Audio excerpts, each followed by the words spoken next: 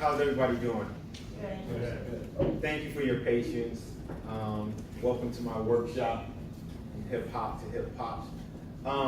Just by a show of hands, how many people were at my talk this morning? Okay, good. Just about everybody. Okay, you did. No problem. Sorry about that. I didn't mean to call you out. I was just checking just so that I could speak intelligently while I do this. So, as most of you know, my talk was about, just as a review, growing up mostly without my dad. My mom basically holding it down, handling everything, making sure I was always involved in sports, and my mom supported most things that I wanted to do. And sports was a really good one, because when you start doing sports, you learn discipline because you have to follow orders and things like that. And most of my childhood, I was pretty comfortable not having my dad around. Because I had a lot of friends that didn't have their dad around, and I didn't feel like I was missing anything. So, getting older, I got into the music industry, and I'm so blessed. I doing this hip hop thing, and I get signed, and I'm with all these artists, Queen Latifah and Notorious B.I.G. and all this stuff, and I'm just doing it, just being blessed. And then kids start coming into the picture. So when my first daughter was about to be born,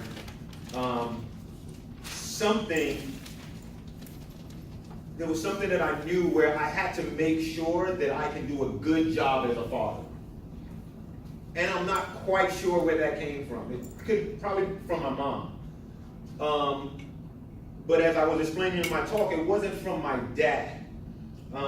Because I only saw my dad about 5 times. I always say about 5, but I could barely get you the 5th time.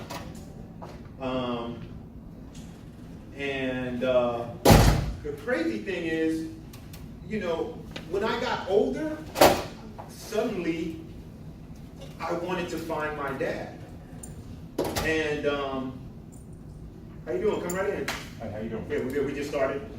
So suddenly when I got older, I wanted to find my dad and share some things with him.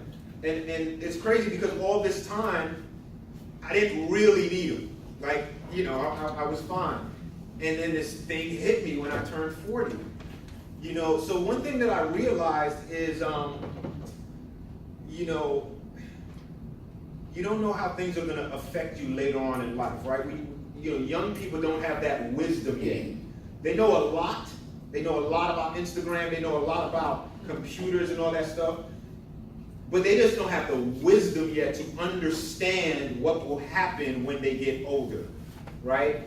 And I wanted to make sure that I was a good dad to my daughters, meaning when I tell them I'm going to do something, like make sure I do it, right? Don't call and say, sorry, I couldn't show up, because my job had something going on, or whatever, I wanted to make sure I didn't disappoint them in that way because I knew how that would affect me. Okay? And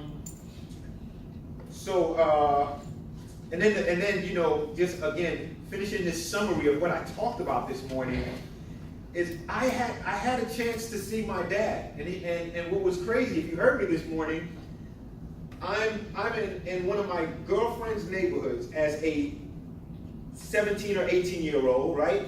I'm in this other neighborhood, and I see this man walking towards me, and I'm like, that looks like my dad, right? And because I didn't see him much, and I wasn't used to seeing him in this other neighborhood, I basically was shocked, which is why I said when he passed me, I didn't say anything to him, because I was literally in shock. Like, does he live here? Is this my dad? What does he do here? Does he work here? I just looked at this guy go right past me. And many of you might be thinking, Shawn, he should have said hi to you. He should have recognized you and said, man, hey son, how you doing? But I probably didn't see my dad for like 6 years before that passing. So I'm just a guy walking in the street, and I see this gentleman, come in, you know, let's do standing room. Come in. I'm just gonna pause for a second. Get some chairs. There's a few chairs in here. I get some chairs. We need some chairs. And we may need to grab some chairs. Thank you. Couple seats up here.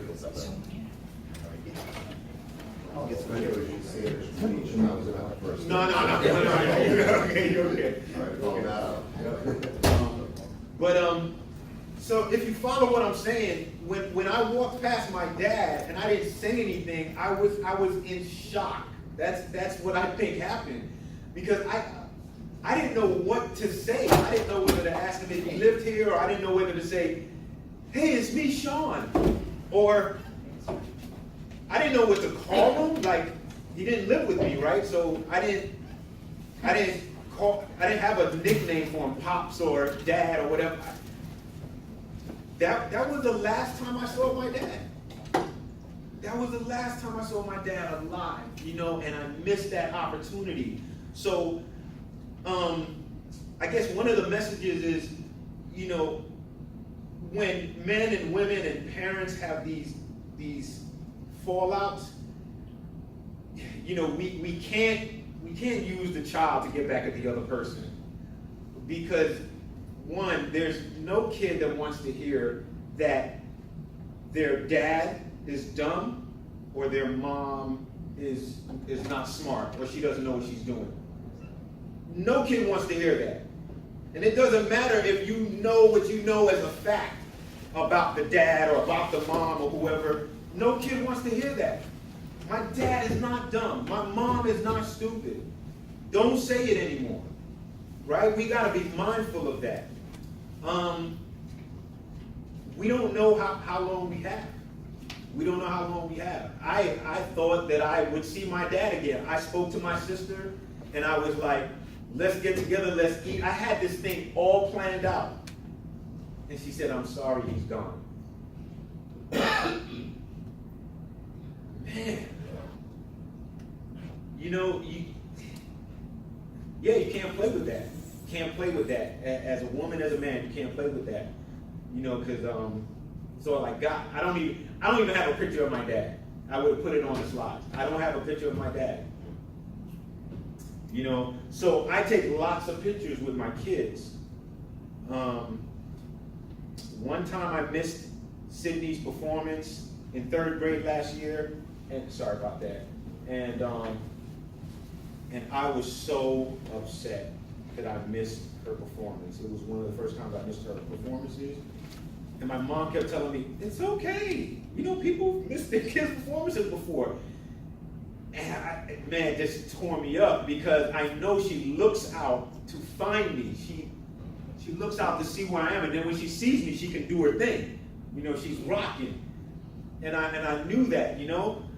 So I meet young people that are having problems with the baby daddy and the baby mom, and I'm like, you know, I get it, but you know, when he or she wants to spend time with their kid, you know, work that out, make that happen.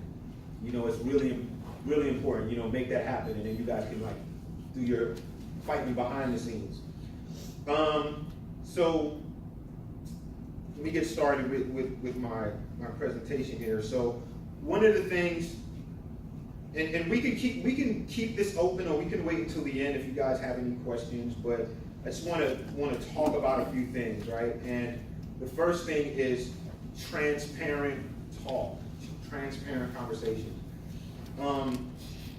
With my oldest daughter's mother, who I was never married to, you know, just had Tavia, and you know, and then all hell broke loose. You know, like I'm in court, I gotta find a lawyer, and you know, you need to get with this child support, and I need more than the child support, and what, you know, like it was like crazy, you know. And I remember when it first started up, I was at work and I was down. I was like, oh my gosh, you know, my daughter's only 4 months old, and she's actually not going to live with me, and I, you know, me and her mom are having this problem. And the guy at work who hired me in the elevator says, oh, Shawn, don't worry, everybody has problems.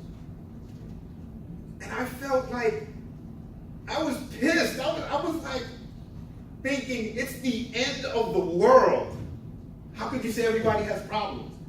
And he was telling me that because he had the wisdom to know that I'd get through this at some point, right? This is not a first. And the way that I eventually ended up getting through it was having one of the most vulnerable conversations with my daughter's mom. It was when I got vulnerable, when I was like, nah, when I got receipts and blah, when I had this energy, I couldn't get things to work for years. But when things happened, and job transition and recession, and I got on that phone one day and I was like, I'm looking for a new apartment, because things happen, and right now, once I had that vulnerability, she called me back a week later and said, that's the first time I ever heard you like vulnerable. And I just want to let you know, if you need anything, if you can't make the child support payment for a little while or whatever, I'm cool with that. I'll set that up. Whoa. This is from somebody who I was like, okay, like that's the devil's daughter. Like, that's her right there. And the minute I was like, I just had nothing else. So I was just like, you know who I am. And that's the thing. We always have to show our integrity. Show your integrity, man. Just show up and do the parts you're supposed to do, and eventually it comes out. The other person has no other choice but to see that, this is a good woman. This is a good man. It's been 5 years, we've been fighting, but this is a good guy. He just wants to see his kid and try to make a better life. So transparent talk, that's the first thing that I want to give to y'all. And it does wonders. And I've met people who think they're never going to get out of this situation. She's a BITCH and blah, blah, blah. You don't understand, Shawn. I tried that. And I'm like, I know. But this thing takes a minute to soak in. You got to get them to the point where they reflect and look back and go, well, he did come see his kid when he said he was going to come. He did set up a birthday party for them. He did take him or her on that trip, where they could reflect and be like, I need to just stop the drama. Or if it's the other way around, So that's the only way forward.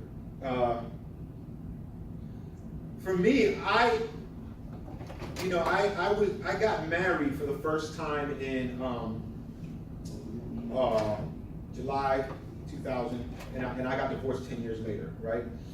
And after that, I have 2 daughters from that marriage, and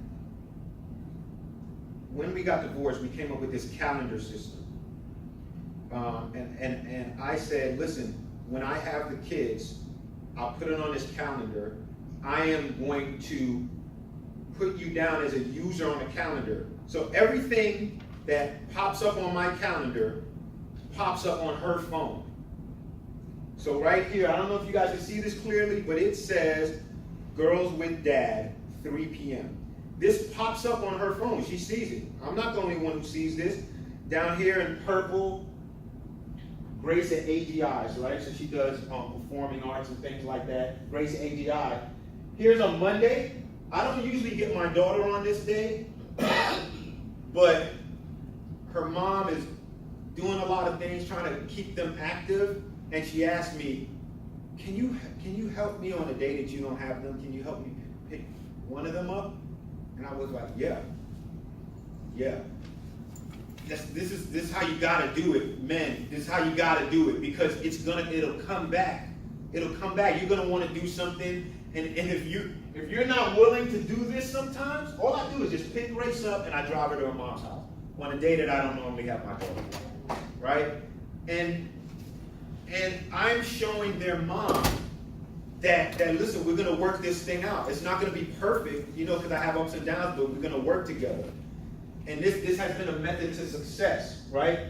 Right here, I put these in the same color. So I'm taking my daughters and my mom, to this show, this big show in Atlanta, and I just bought the tickets and I'm doing that. And she'll see that.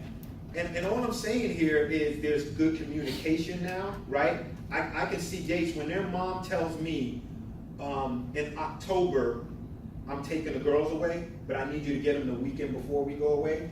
I put that down right away. I put it down right away. It's only May, but I put it on the calendar. So it doesn't go away. We don't have to play no guest games. You told me you was going to be available. No, I didn't. We don't do that. We look at the calendar. It's right there. It's right there. We've been doing this since 2010, and it works like a charm. You don't have to be too technical, but if you have this type of situation and you can incorporate it, it's very helpful. Something changes, all I do is just move this. Hey, can we switch weekends? You know what my answer is? If I'm not doing anything, yes. I want to be accommodating. We can switch weekends. I just push this to the next week, and everything shifts all the way down. So she has them this weekend, I have them next weekend, and then every other weekend. Okay? And that's how we do it. It works like a charm. And she's like, man, thanks for accommodating me. Thanks for accommodating me, because sometimes I might be like, hey, I want to go out of town. I want to go to Jamaica. And I see that I have my kids on that weekend. The cool thing is I can be like, hey, weekend of April 12th, I'm going out of town, so can we switch? And what did she say?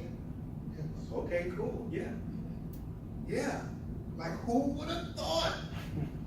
Who would have thought that it could be like this?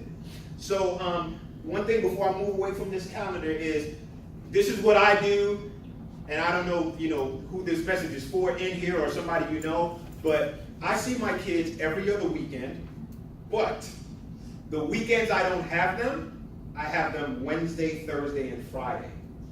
So I see my kids every week, okay? And we alternate. And then we'll alternate Thanksgiving, and we'll like odd years Thanksgiving and even years I get them Christmas. So there's a way to work these things out. If anybody in here or anybody is having a situation, okay, get on this Google calendar, and then it says add guest, and just add their email. It'll pop up. They don't even have to like do anything. It'll pop up. Okay? Let's keep going. And I just talked a little bit about this, right? Alternate weekends and holidays, right? And then sometimes you get that call, hey, I haven't spent the last 3 Christmases with them. Is it okay if we switch? Tell me early, and yeah, I want to accommodate you. I know how that is. Or, we could split the day. We could split it. Have them, I'll get them Friday night, blah, blah, blah, and I'll keep them until 4 or 5 o'clock. Right? You go do your thing, you come get them, and you take them to where you gotta go. We have to be in a place where we can do this. And when I meet people, I'm not stressed the way I used to be. They're like, oh, I'm sorry about your divorce. I'm like, I'm good. I see my kids all the time. Thank God. I see them all the time. And I made sure that I don't live too far. Just because I don't feel like driving a long way. But that was just me. It's important to me that I don't live too far. And I don't ask their mom about her relationships and stuff like that. I don't go over there and sleep over once in a while and try to get some. We don't do that. We don't do that. I respect whatever she got going on, and I trust that she's going to make good decisions. If she meets somebody, I trust that she's going to make good decisions because she loves my daughters. I'm not going deeper than that. I hope one day, if things work out, that I can buy her and her man or her husband tickets to a football game. That's the type of ex I want to be, right? Because being stressed that's for the birds. Right. That's for the birds, man. Life is too short. So, in my talk this morning, I talked about go to their events. And I put this up here because I've heard this before, right? I've met people who said, it'll be a woman and she might say, I don't want to go to his church. That's where I used to go, and I don't want to go there. I got it. I understand. No problem. And some men are like, Yeah, they're performing, but that's at their mother's whatever, right? Because, whatever the situation is, I respect everybody's situation. But check this out. I go to my daughter's performances at their mom's church, right? That's cool. My daughters are happy to see me there. But check this out. People at that church see me there for all my daughter's performances, okay? And now, when those people see me, they say, man, you are so supportive of your kids. And so check this out. Watch the cycle, fellas. Those people at their mom's church who are telling me I'm so supportive of their kids, don't you think they're passing that message on to my kid's mom? Which makes my day, my existence better and her existence better? Right. You can't be like, oh, I don't give a damn, blah, blah, blah, blah, blah, because you have nobody rooting for you. You want people to see, listen, I'm a good guy. Our marriage didn't work, but I'm not a bad guy. That's why I'm here. I'm not a bad guy. So just think about that. When you have that resistance, and you're like, nah, man, that's over there in her neighborhood. Just show up. You can be as quiet as you want. Just show up. You don't have to be buddy with anybody you don't want to be buddy with, but show up. It's the people who you don't see looking at you, right? That are telling other people, wow, she's a great mother. People you never met before that see you, and they're like, she's a great mother. He's a great dad. I could see it. I could see the way his kids talk to him. People could see that. When you don't have a relationship, the kid is, you can see it. When you have a relationship, you see the dad, doing all kind of crazy stuff with the kid. You know what I'm saying? And you're like, oh man, that's kind of cool, That's what you want, okay? So show up at the events if you can. I know it's hard. And let me also add this. I've heard men, maybe not anybody in this room, okay? But I just want to speak on this. You say to your ex or your kids, I got it. You're performing here, your baseball game is here, your ballet performance is here, right? And then you don't show up, right? But it's because of work. Okay, so let me talk about that for 1 second. This is really important. If your job doesn't know the type of relationship you have with your kids, it's 2 things. You either don't talk about your kids enough at your job, which you should be talking about them because you should be trying to build a relationship. Even if you didn't see them in a long time. You should be trying to reconnect and build something, right? Because it's never too late. So you don't talk enough about your kids at your job, right? Because they have no idea. Why do you want off? And you can't even tell them why you need the morning off. You should be able to say, my daughter is performing. She graduates, right? And B, if you can't show up and when you do see your kid and you say, sorry, you know how work is, that job might not be for you. And I'm not trying to mess your careers up or anything like that. I'm not trying to do that. But I'm asking you to digest what I'm saying. Okay? I'm at work, people hear about my kids. Eventually they hear about my kids. And then my superiors start asking me, is Grace performing again? They're waiting for me to tell them. Because I talk about that. I don't do it all the time, but I talk about that. So the time that I say, hey, I'm gonna be in probably at 11 today. They're like, oh, cool. Is Grace doing something? And I'm like, yep. And they support it. That's the job you want to be at. That's the job you want to be at, and that's where you want to be in that job. Because that kid just doesn't have the wisdom to say, Dad, it hurt me that you weren't there. They don't know how to verbalize it yet. Right? I know what that hurt was when I turned 40. Because I wanted to share all these things with my dad. So I had it all bunched up.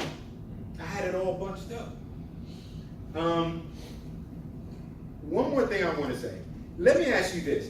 Have any of y'all seen this video on YouTube where this guy, it looks like, he's like pretty tough dude. He goes to his daughter's breakfast, and then he gets in the car and he's crying about going to his daughter's breakfast? Did anybody see that by show of hands?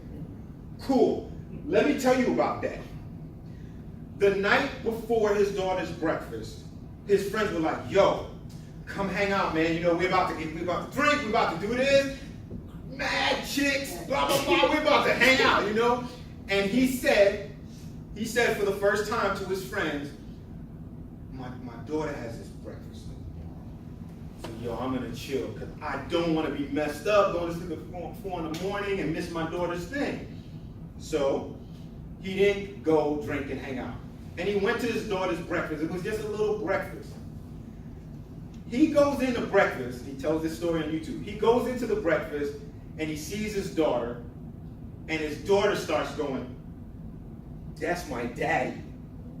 She starts telling all her friends, that's my dad. That's my dad. Oh man, it almost makes me want to cry. He's sitting in the car and he's like, I've never seen my daughter like this. She was so proud that I was there.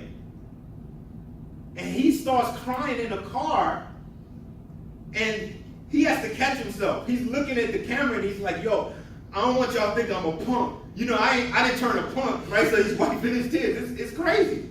But he's crying. And he's like, yo, my daughter was like, yo, that's my daddy. He's right there. That's what it means to them. That's what it means. That's why it killed me when I missed Sydney's performance that time. I know I'm probably going to miss some more, but it killed me because she looks out and she's like, and then she starts doing her thing. That's how she gets down, She starts doing her thing, So, I try to get them flowers for their performances and things like that. I'm not a perfect dad. But I know that I matter, right? I'm not, this ain't about telling you how dope I am and all this stuff. I'm just trying to tell you that these things matter.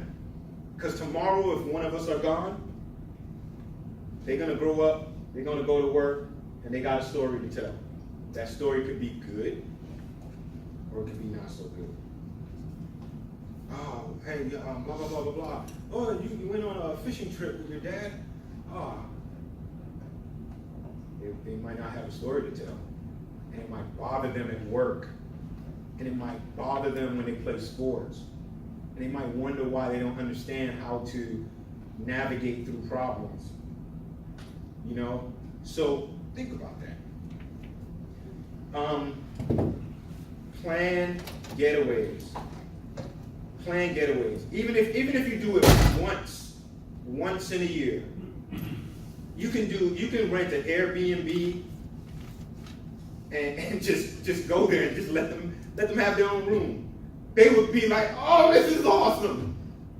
You can plan airfare somewhere, whatever you can do, plan something, right? And when you're with them, instead of driving to where they think you're gonna go, home, or go play football or whatever it is, drive right past there. So they start saying, where are we going? This is a story they're going to tell when they're working, when they're our age. You just don't know it yet. They're going to tell this story. My dad or my mom picked me up one time, and I thought we was going home, and we went such and such, and I got my first puppy. Plan these things, man. Because it means something. It really, really means something. But my daughters, like these are my younger two, but my oldest daughter, who's now 23, I show her pictures of she and I in a ball pit in New York. We used to have this place called the Discovery Zone. So it had all these playthings, and I used to get in the ball pit with Tavia.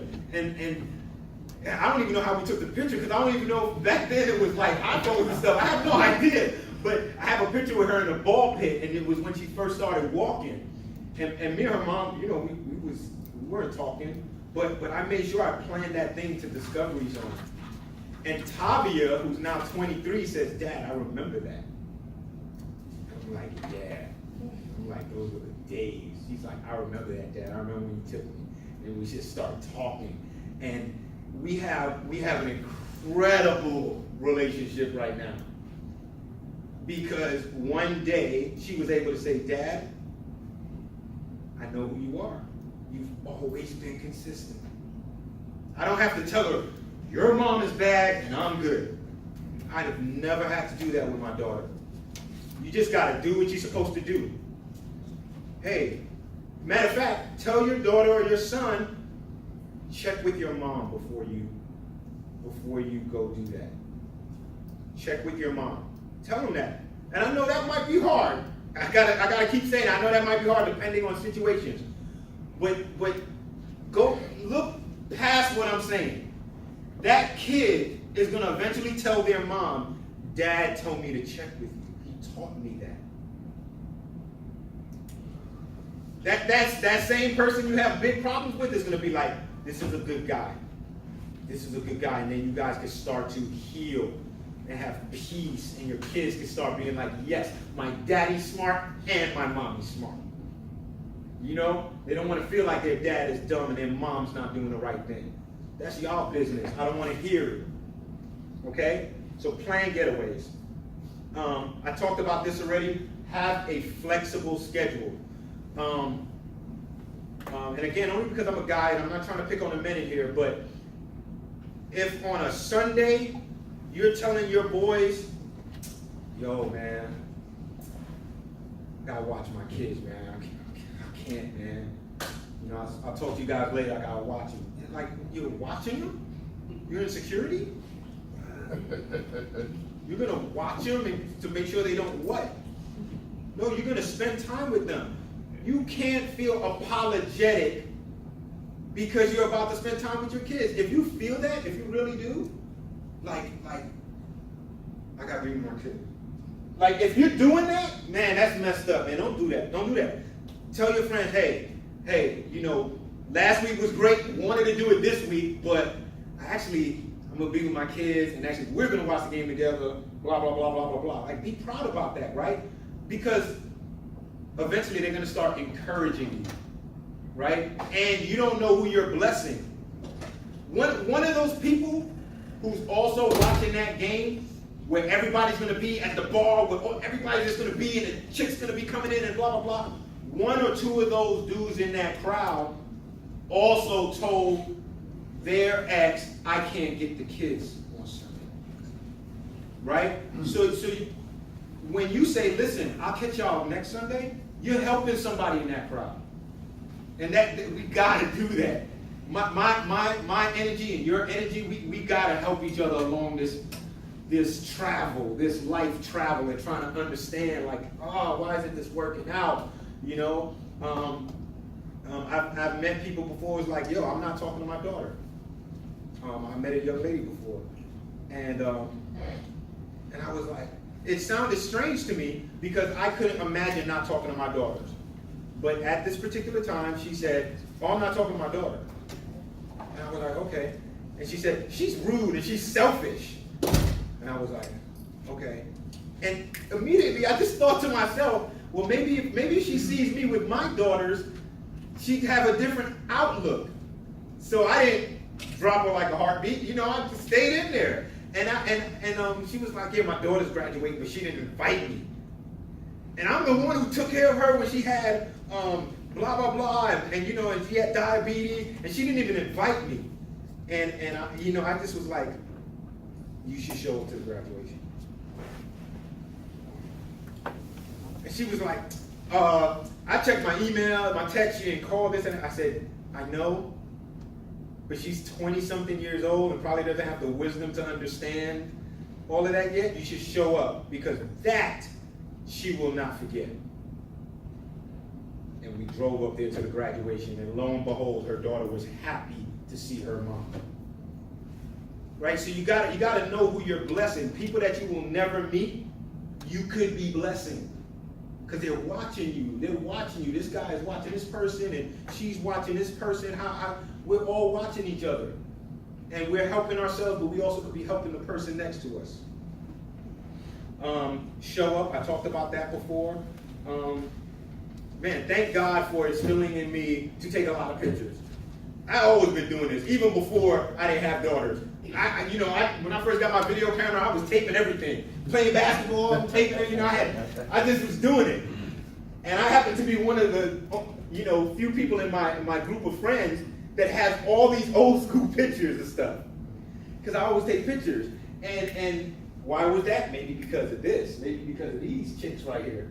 I'm supposed to capture this, because one day, hopefully before them, I might not be here. And then this is all they have.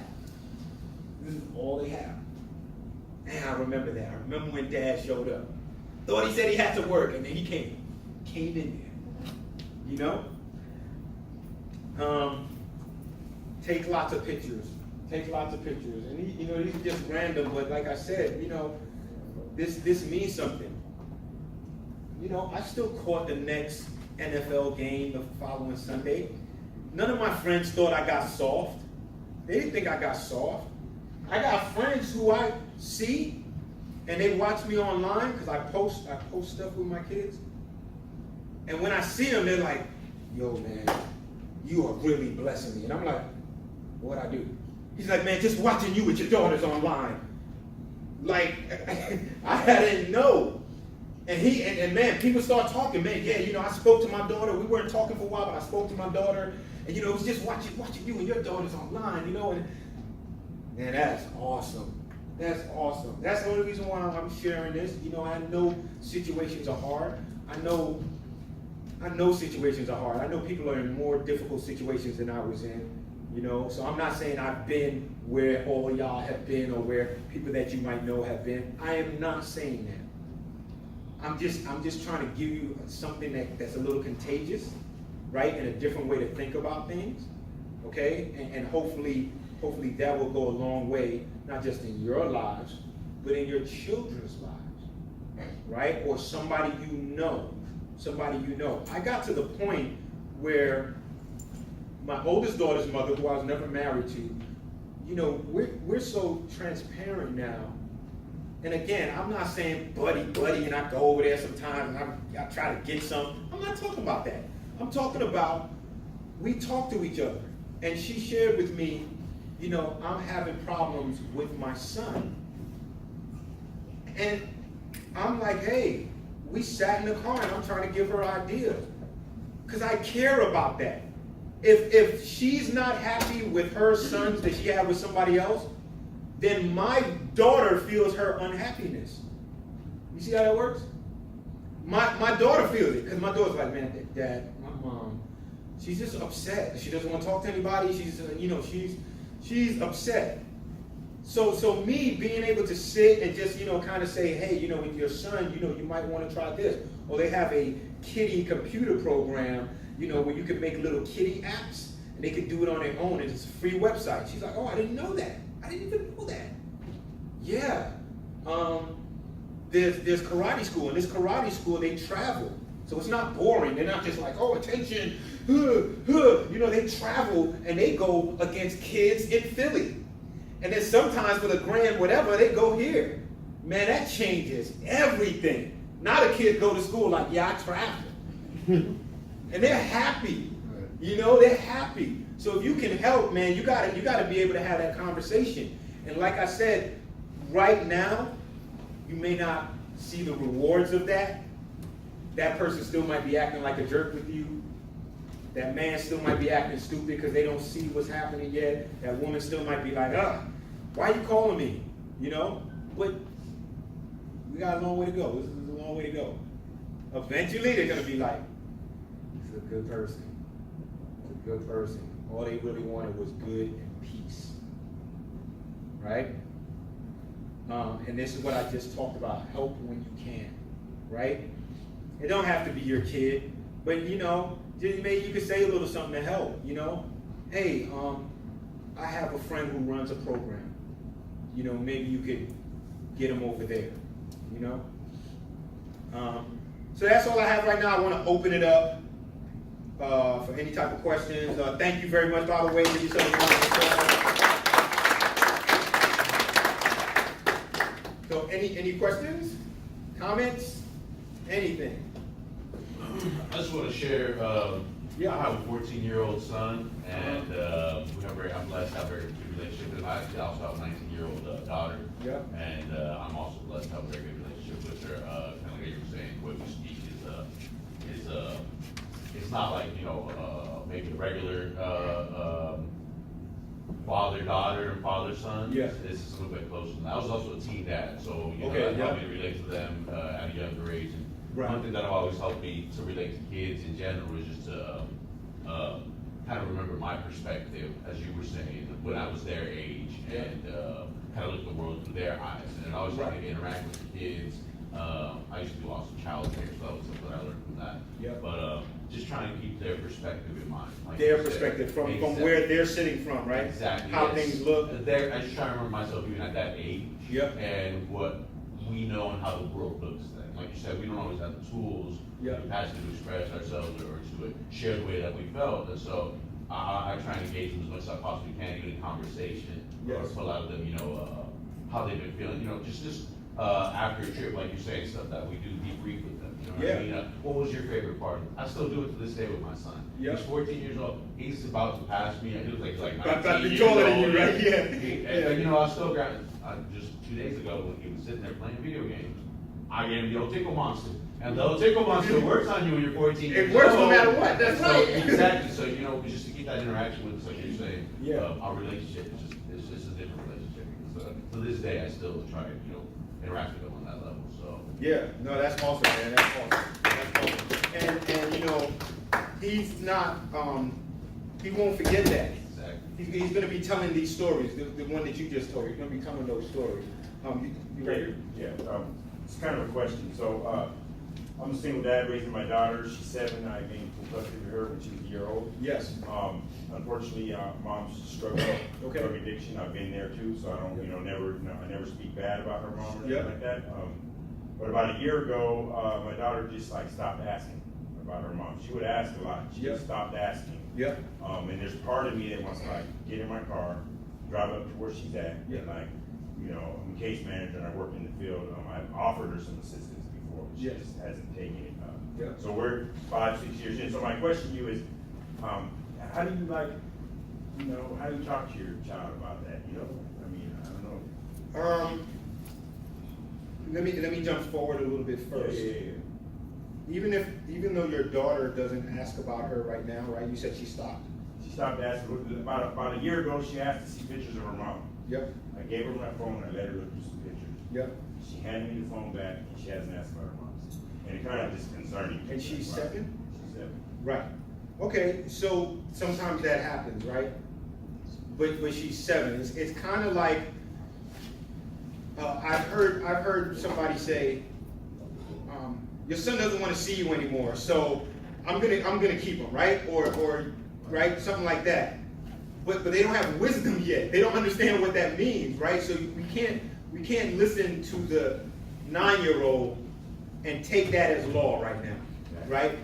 Because your 7-year-old might end up like me. When she turns 21, 25, 32, all of a sudden she might be like, I want to talk to my mom about specific things.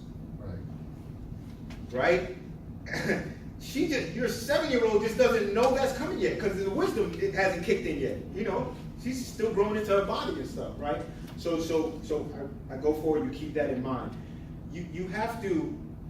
What I would advise you to do is don't say things to your daughter about what her mom is going through that might be hurtful. We want to check on mom, make sure she's good. We care about the well-being of mom, right? But right now she might not be available, right? Because she's doing some things or going through some things. But we always care and we always pray for mom, right? That has to be a constant thing, right? Because that's when she does come around, when she turns 13 and 14, she's gonna be like, man, dad's always been telling me to, pray for her, that she may find freedom and be able to spend more time with me, and that things will be better. She's gonna remember what you said. So if you're not saying that, she's gonna remember like, oh, okay, this is a no-brainer. Like my mom's non-existent. Might as well write her off. right? So that would be my advice. And again, I don't have a doctorate or anything in this, but my advice to you is take that road, right? Because she's already locking things in her memory, right? We know this. She's never gonna forget whatever it is that you're teaching her. That's all I gotta say. Okay. Okay. I just want to commend deciding to father your children without being father. Thank you. I work with dads. That's my job. Okay. I've been, like he said, I've been a dad since I was 16, by the age 16 I had 2 kids. Yeah.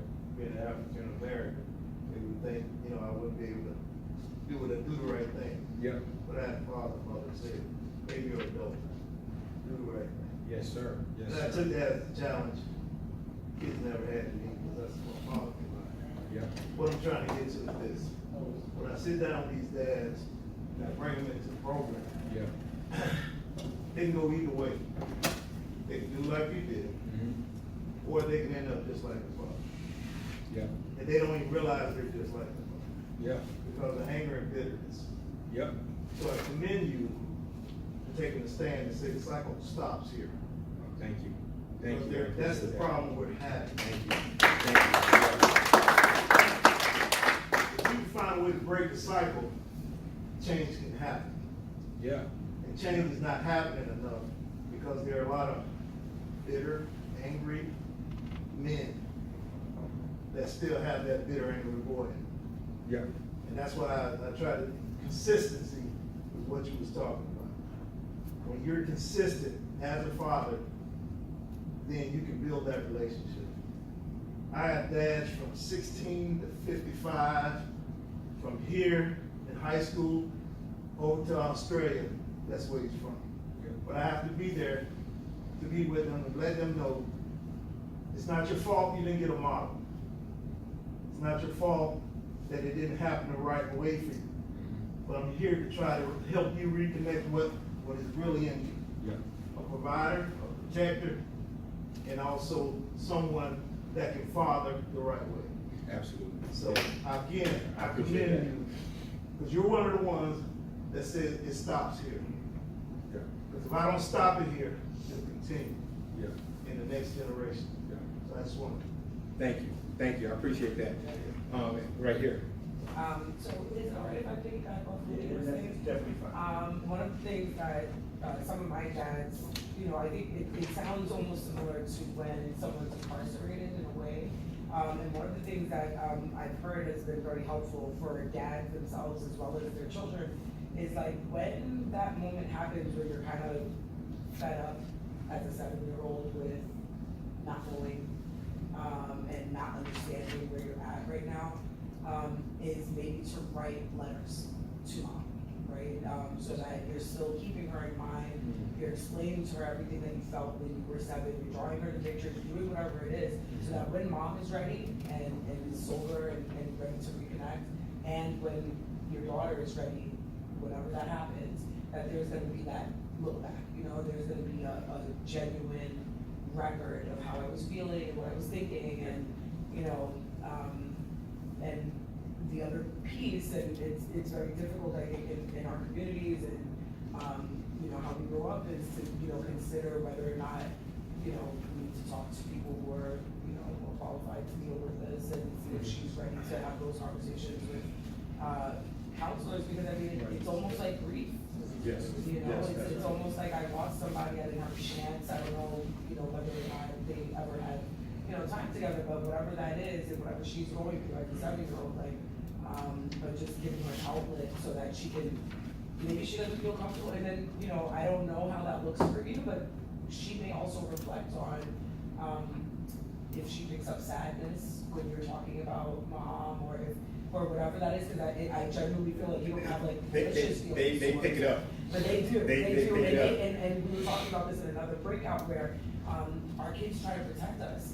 As parents, when we break up, they try to not talk about the other things, and they try to, protect us. And so it could be that she also is trying to protect you from thinking about those things as well. And so maybe, having an opportunity to be open with her about how you're feeling and stuff too. Yeah, I just respond real quick. So it kills me because I work in the field, that's what I do, I help parents Yeah. reunify with their children. Yeah. And I came and helped my own daughter reunify with her mom. It's like- But you can. You're so- Yeah, yeah, But so you're doing it. I And can't we're so say- full, you're in it, you know, it's different when we're in it. You're doing it. It's just a process. Let's be your own Don't- client. Yeah. That's right. Stay the It's course. hard to be your own client. Yeah. It's just a process. Yeah, I just want to thank Shawn for sharing his story. So, you know, we all have stories to tell, right? And I believe like our stories don't end with us. Just like other stories don't end with your daughter. I mean, with you, you get passed on. Yes. And you get passed on to future generations. And nothing, you know, it's one thing as a dad providing, protection, care. But it's the other part of it is that emotional availability. Yeah. That's very important. I appreciate you, you know, and I think it's Thank hard you. to balance both, Yeah. you know? Yeah. I think yeah, I see. You know, the gentleman was talking about seeing things from their perspective. If you can get there, if you can just kind of get where they would be their vantage point, you can even duck down a little bit. You know, you see how vulnerable they are. One thing that bothered me, and you know, parents are different. So some parents, you know, have a stern pattern. They're very strict parents, and some parents are a little different. You know, my daughters when they were young, one of them would like eat everything on a plate, the other one would be picking through the food. And I got frustrated one morning, and I shouted. I was like, "Eat your food!" And my daughter jumped, and that bothered me. Check this out. It bothered me because you don't just fake body movements.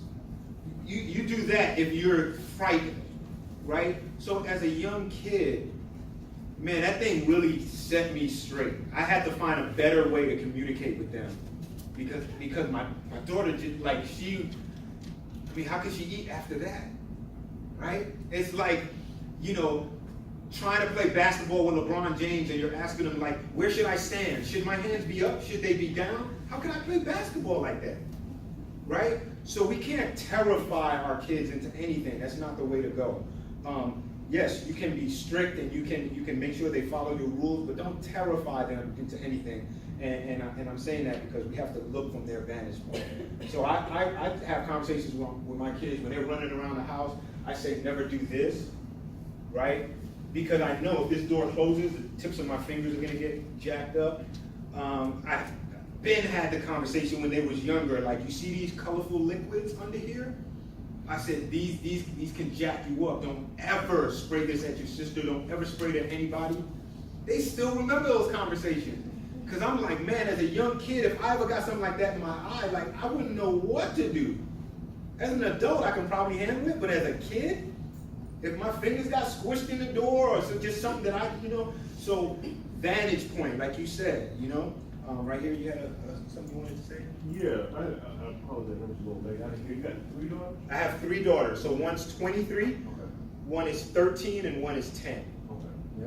So my question is, the piece that you were talking about, that parent alienation piece, that's so true in terms of how parents can unfortunately turn their children against the other parent. Yep. The parent is the primary caregiver. Yep. Because it influences them, I mean, significantly to where kids. Yeah, want and it's just because they're angry, Yeah. right? That's why it's so happening, true. right? It's That's just, so true. it's a long Absolutely. argument, Absolutely. right? So that's so true, but the question I have for you is that, so in parenting your oldest daughter, Mhm. it sounds like you got a very good relationship with all your daughters. I'm Mhm. pretty sure that's taking time, you had to learn a lot of things, learn about yourself. Mhm. So how were you different as a parent with your younger daughters based on what you learned with your older daughter? What did all I have some of the same patterns, Yeah. but the two scenarios were totally different. So my oldest daughter, her mom I was never married to, and when she was 4 months old, the SHIT hit the fan.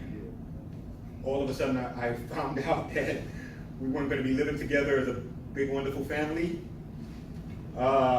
Man, I found out all kind of things that I don't want to share because I don't want to throw anybody under the bus. But after that, I mean, man, I was going to court. This world, the whole thing was new. And I just wanted to see my kid, you know? So, man, man, it is so much. And again, I know people have gone through things that were even worse than my situation. But one good thing is, this was a pivotal moment with my oldest daughter's situation. The phone used to ring, right? It was, I knew when my daughter's mom was calling me. And anytime she would call me, it would make my heart beat really fast. And I'm not joking about that. Like, something would happen. I'd get a little warm, my heart would be fast, because when you pick up the phone, that conversation can end up going, woo, quickly. And for a moment, I said, man, I see all these other guys do it, man. I'm done, man. I'm not gonna call my daughter anymore, and she could just take care of her, and I'm done. And it was my now ex-wife said to me, call your daughter. And I was like, hey, other men do it too. They have a problem with the mom and they don't speak to their kids. And she said, call her. Don't stop calling her. And I was like, okay. She said, just answer the phone and just ask to speak to Tyler. And man, that was pretty pivotal. That was pretty pivotal, because I had a moment where I was like, I'm just gonna go about my business, So that, just giving you a little glimpse of me and my oldest daughter. And then from there, man, I took her to Disney World, and my aunt was like, you think she's old enough to remember? And I was like, it doesn't matter. It doesn't matter. I'll take her again. It doesn't matter. And we just, man, Tabia, everybody knows. Man, I used to go play handball in New York. I'd bring my daughter, buy her icy, and she'd be on her bike, and people would be like, how did she just stay there like that? And I'm like, I don't know, She's like, your daughter's awesome. Like, road dog. So at 23, the relationship we have right now is, I can't even put it into words. My daughter encourages me. Check that out. My daughter graduated from school last year, graduated from college. And she made this speech, and she told all the adults there, you have to live your true you.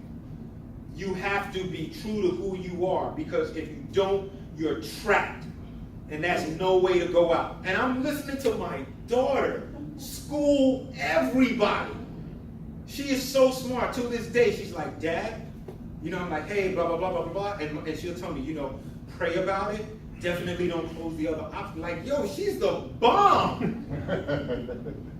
And I'm like, yo, this happened because we had all kind of conversations, about all kind of stuff, and so that's how I nurtured that. And then with my younger kids, I had their mom too. I gotta give their mom props, even though we're not married anymore. Man, she just does good with them. She does good with them. She has a different flavor and a different style than I have, but she does her thing. She keeps them active and let me just add one more thing, because I'm getting ideas as I answer your question. So there's this other thing, right? When you have these two adults who normally don't get along and you're doing visitation, this is a game changer. My ex-wife was dropping my kids off and got them some food, KFC or whatever, and she simply said, hey, I got the girls some food. We got you a box too, 2-piece, whatever. Would you like some? And I was like, wow, thanks, that's cool. When I cook, I make sure if their mom is coming, ask your mom if she's coming. I'm not trying to get back with her. I'm not trying to do anything like that. Ask your mom if she's coming. That is game changer, because we don't try to hurt each other. We don't try to hurt each other, because she knows. I'm like, if the lights go out, call me, right? We had a blackout in the city or whatever. I was like, hey, she was like, I was trying to figure out where to go. I was like, you with my daughter, like, let me know, And like I said, no funny business, but you gotta get vulnerable, and then you can have a bright relationship with your kids, because it's all good. You want to come get them? You want to switch weekends? It's all good. Are you hungry? Just try it. Are you okay? You hungry? All right, cool. All right, cool. I just wanted you to know, I just make these little wings. I'm not even a great cook. Just make some wings or whatever, you know. You want some food, you know. It just keeps it cool. It just keeps it cool. Yeah. I was gonna say, I think your presentation would be incredibly valuable to the moms, because I find working with dads and support programs that work with dads, the majority of dads, you want to see the kids and do want to be with the kids. Yeah. The problem is that somebody cheated and there's a lot of anger and they have a hard time separating that stuff. There's child support that's not being paid because they lost their job or they got jammed up. But there's something that, and there's great curriculum too, I think, the gatekeeper mom has something to do with that, because oftentimes that the majority of the reason why dad isn't seeing the child is that mom is somehow preventing because of relationship issues. Right, the long Throwing into a argument. room with, 40 moms in that position might be, scary for you. No, I mean, no, but I'm comfortable because my talks come from, I'm passionate, man. Well, Y'all could have been anybody. It doesn't matter to me. Well, I think it shows, and I think it would resonate with moms, because the issue is once moms find out how important dad really is, and through your personal stories of how not being with your father affected you, because of their love for the children, change starts to happen. I agree. Thank you for that. Thank you One for thing I that. would say, Interesting man, area. you put your work in. You put your work in, that makes a difference. And co-parent. Right. See, that's what I'm hearing, because when you say gatekeepers, that's one of the things, that's one of the curriculums, because the other parents gotta know who's gonna be around the child. Right. Because that's gatekeeping, and that doesn't happen enough, but you put your work in, because you're instilling that. We put all that other stuff aside and focus on the main thing, which is the kids. Right. All the other stuff, let's put that in. For some reason, like you said, it just keeps becoming the main focus, and that's not the main focus. Of course, it makes our job more difficult, because we're trying to say, look, I know y'all gonna have your differences, but I need you to focus on these kids, right? Right. But I would say, let me just add for a second. So, it's always a combination of things, right? Just think, it's never really one thing that happens that makes you say, I'm gonna leave this job. I don't wanna be friends with you anymore. It's not really one thing. It's probably a couple things that happened before, right? So what I'm saying is, mom might be upset about what she might think the dad can provide and he's holding out, and or the dad might think, I help enough. Tuesdays and Thursdays, I'm with both of them from 8:30 to 9:30. I did my part. You gotta go from their perspective, man. I used to think we was 50-50. We were never 50-50. She was doing some more. Well, mom can do it all. That's the issue. Mom can. So right. So there's no I'm just reason for that.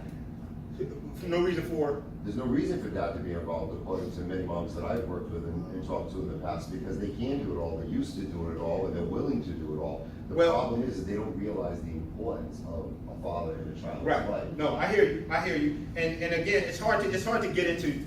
There's different types of stories out there, which is why I walk lightly when I speak to y'all, right? Because some people are in situations, the other parent could be locked up, right? Just because it's on something they did, right? I don't know the situation, so I'm trying to keep it here, right? Because integrity speaks through all of that, right? What I've done is documented. I'm a good dad. You can wait and deny it if you want. I'll wait with you if you want to deny it.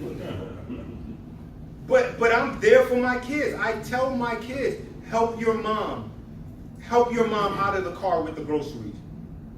Clean up. Go in there on a Saturday and help clean up. Their mom might not know now, but one day the kid's gonna be like, that was dad. That was dad telling me to do that. Right? So integrity is gonna open all kind of doors. And then that money, I'm coming to you, that money that she may be pissed about, right? And it could be the other way. Like I said, there's all different scenarios. But if it is a money issue, maybe you pull back from that a little bit, because you're like, man, this dude ain't bad at all. You know, this guy's not bad. Because sometimes that one thing that we say, you know, let's push all that to the side and let's focus on the kid. It's not easy to do when I'm pissed about, you know, who was that chick you had around? You know what I'm saying? So go ahead. Did you have something? Yeah. So a couple of things. I think so the big takeaway, and this is similar to a previous testimony there before. The takeaway of you offering food to one, that's huge. That's huge. I heard a recent testimony. She started it, by the way. I just want to give props. But I think that's huge. It's huge. One other testimony that I heard before is a father had a phone call from his son. His son's like, hey, Dad, I'm gonna pick me up, mom's tripping.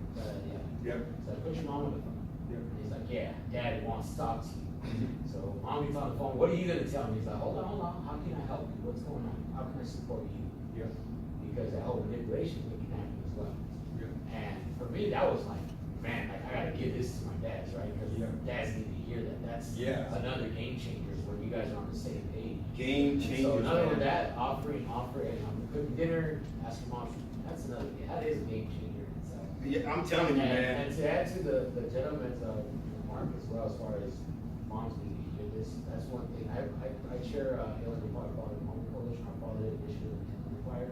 And that's one thing that I saw is that we're always empowering dads, educating dads, hey, you guys are important, motivating dads, but they still walk to the same slam doors in their faces. And so we must make that same effort to educate, empower moms on the importance of the father role. So definitely for those that are in that field, don't just empower and equip dads. We need to be able to reach moms as well to understand why the importance of family, to be involved with the kids. Yes, sir. Yes, sir. I would. So I'll share. Go ahead, man. I was gonna just say, I think this conversation has been amazing, and it helps us to be able, as parents, to walk away feeling good about who we decide to be, so that 10 years down the road, when we look back at situations that we're in right now, we can say, I chose to be the best person that I could be. Yep. But the thing that I want to even highlight more is that when kids are in our families, they learn how to maneuver through conflict. Right. They're watching us figure out how to have difficult conversations and how to treat people when we don't agree. And so not only are you showing up and being the person you need to be for whatever person you were in a relationship with, you're also demonstrating for your kids. And while we don't want any of our kids to experience broken relationships, it's likely that they will. Yep. And what an amazing example we can choose to be in showing them how to move through broken relationships. Yes, thank you for that. Yeah. Go ahead. I might be the youngest guy in here, man. man. I really appreciate all the wisdom I'm hearing right now. It's actually really touching my heart. I want to cry. Because That's okay, man. I mean, you are like this. So much for my daughter and my family. yeah. Like, I can't imagine, but this is going to be there for the rest of my life. I appreciate it. Yeah, man. You're very welcome.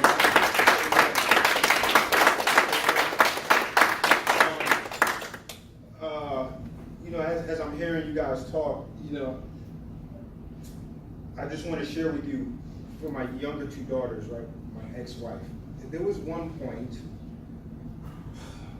my ex-wife said, hey, I'm gonna move away from Atlanta, and you know, I want to be closer to my mom, and you know, I'm gonna move to Dallas, Texas. And you know, this is something. This can be difficult depending on what your relationship is with your kids. I've always had a very tight relationship, obviously, with my kids. So to hear that they were going to be going away was, you know, this was tough. And took a moment, and then I had another phone call with her mom, and I said, basically said, you're going to need me. You're going to run into situations where they're going to just be doing something crazy, and you're gonna need me. And I didn't say this like, oh, you're gonna need me, chick. You know, I didn't do that. You're gonna need me to do that stuff that you don't do with them. The same way I need you to do your stuff with them. I don't think it's a good idea that you move. And her first response was, people do it all the time. Divorced people do it all the time. And I couldn't challenge that. I was like, you're right, they do. But I don't think it's a good idea.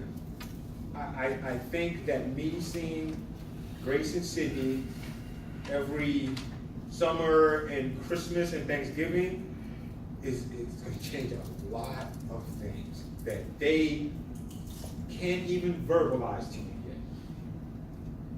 yet. And thank God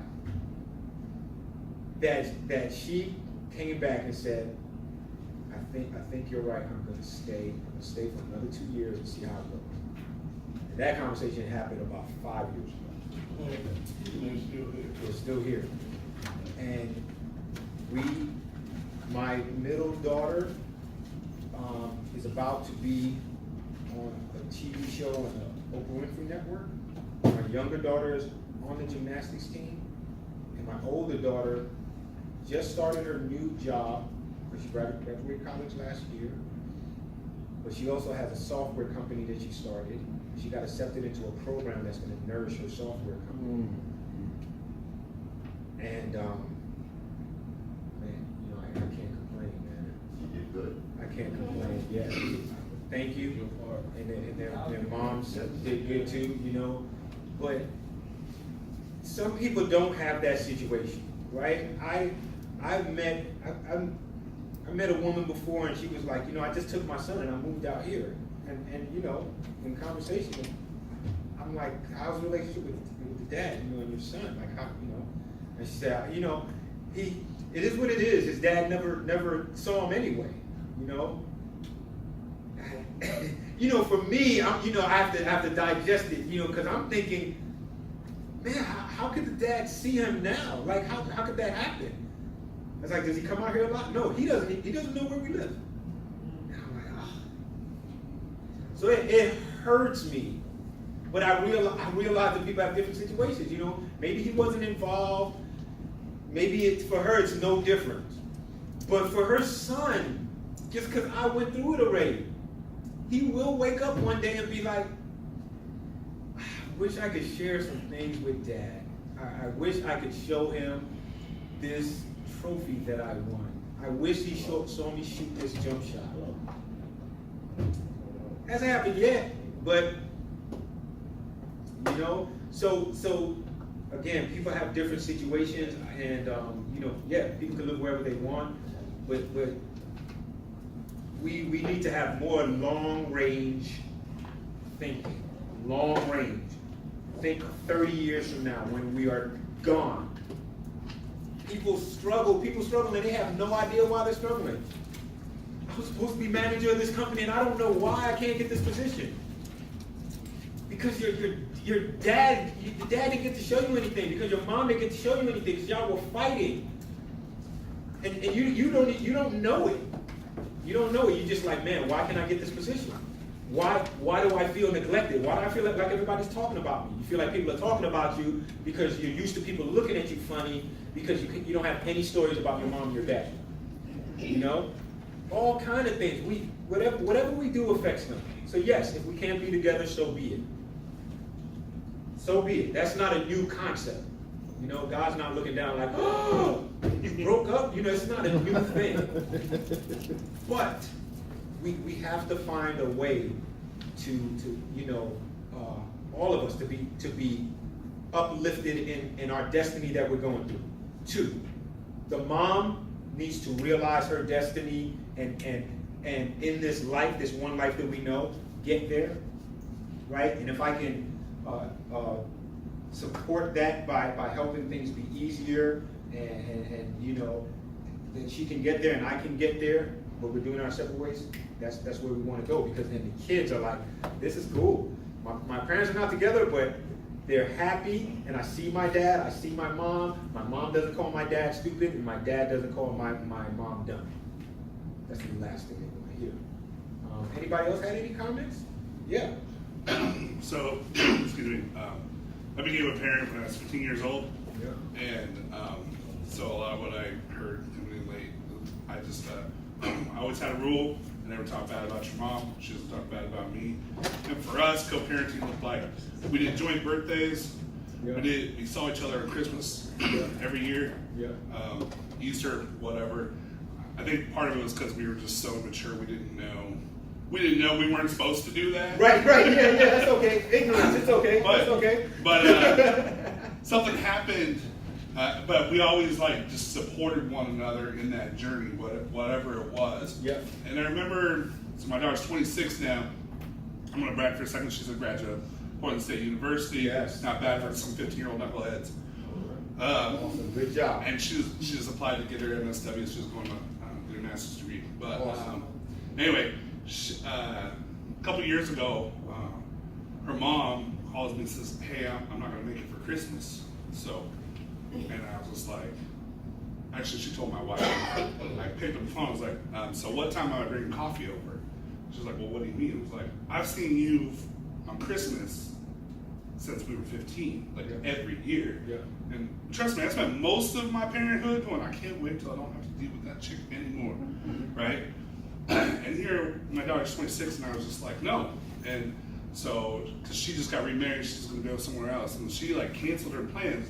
And it was all because I just let her know that she was important to me, like that relationship, even with our daughter being older. So I just wanted to echo off of that part. It was like the value of her knowing, of us appreciating one another, and supporting one another through all those years, really made a dramatic difference in my daughter's life, I believe, and changed my life too. Yes. And what that said to your daughter, you said to her mom, "No, you need to be here for Christmas."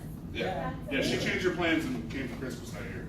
Yeah, thank you for sharing that. That's awesome. Everybody, just before you go, if you're interested, I have audio CDs in the back. I'm selling them only for $10, and it's 2 audio CDs, and I cover a lot of different topics. So if you feel prompted to grab one, you'll enjoy the listen. And thank you, everybody. God bless you.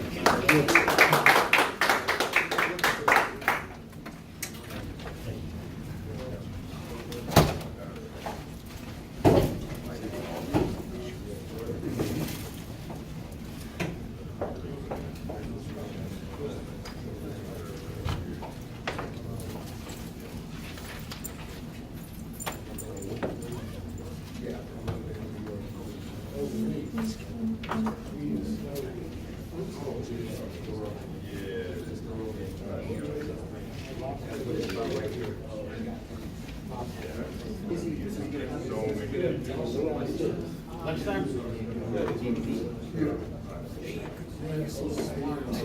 might do that. I never even thought of that, right? Like, when did you have time for that?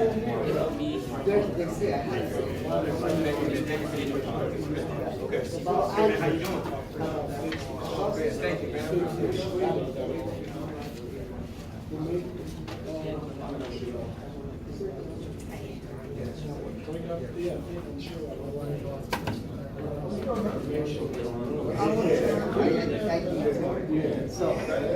So I won't be carrying all that stuff around. Finally enough.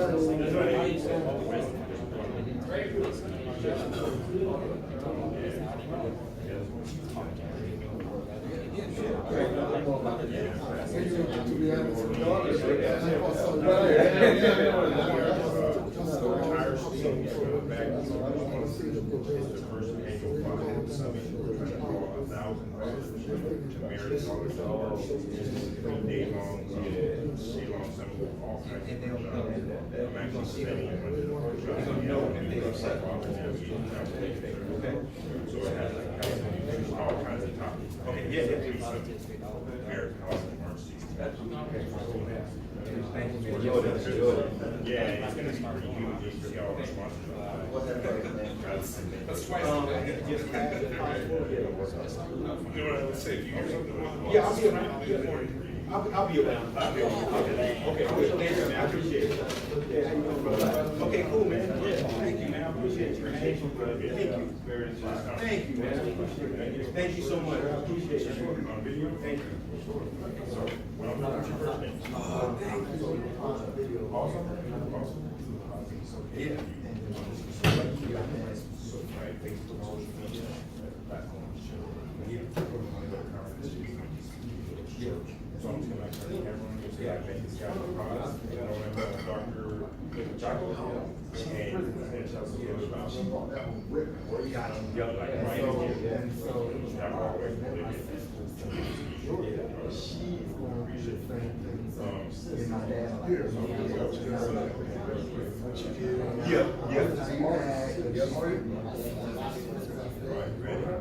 How you say your name? All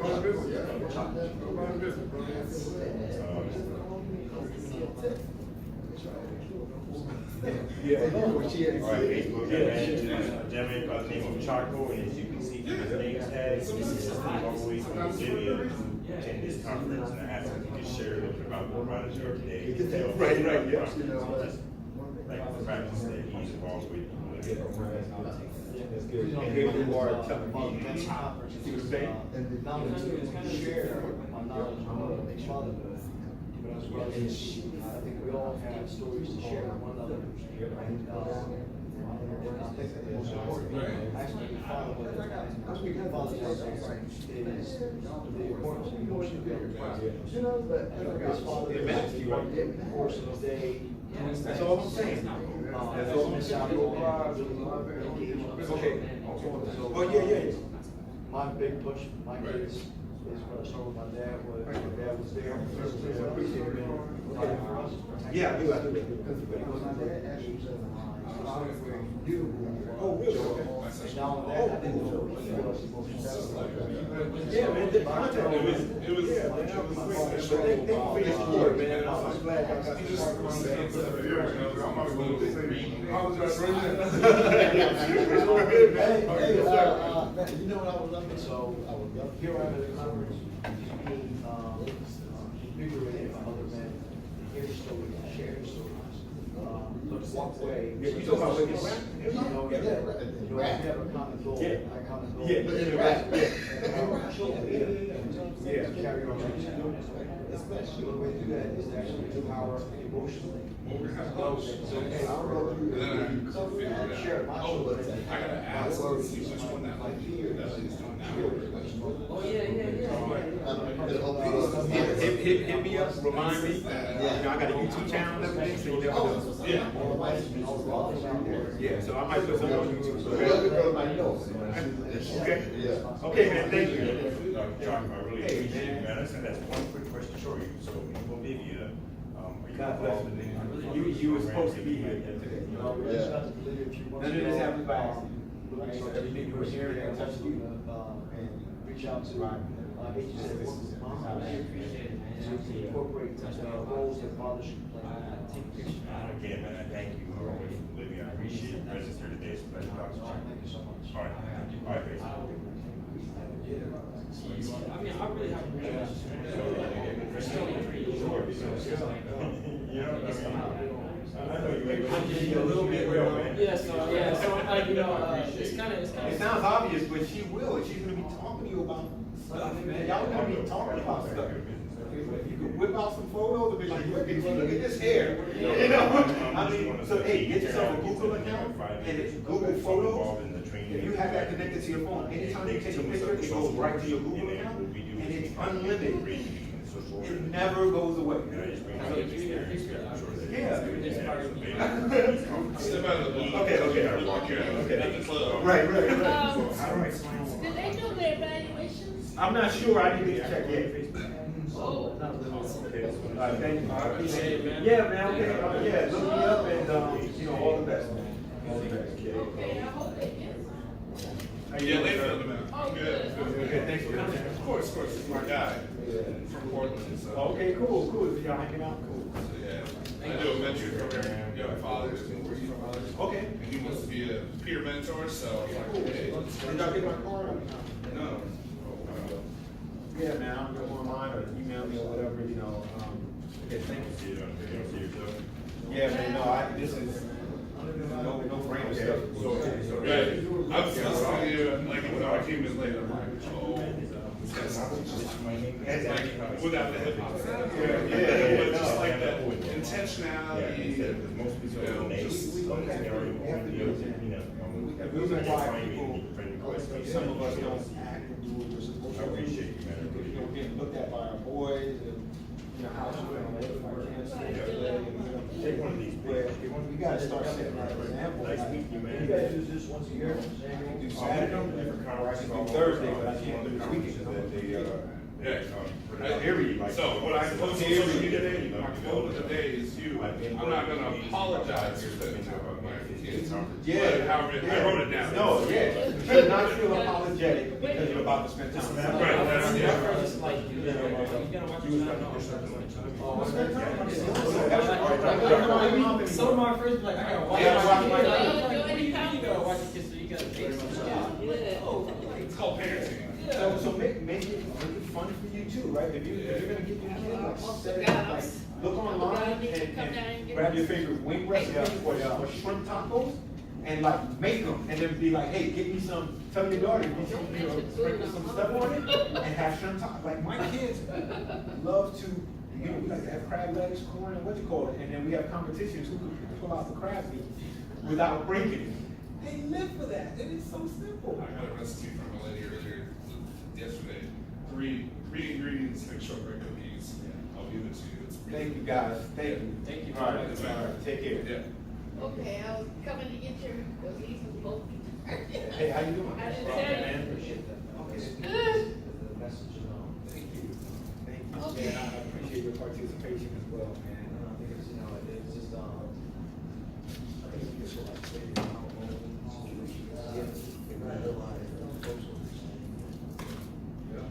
Other folks going through it, yeah. And that's why I always say I don't understand everybody's situation. I can't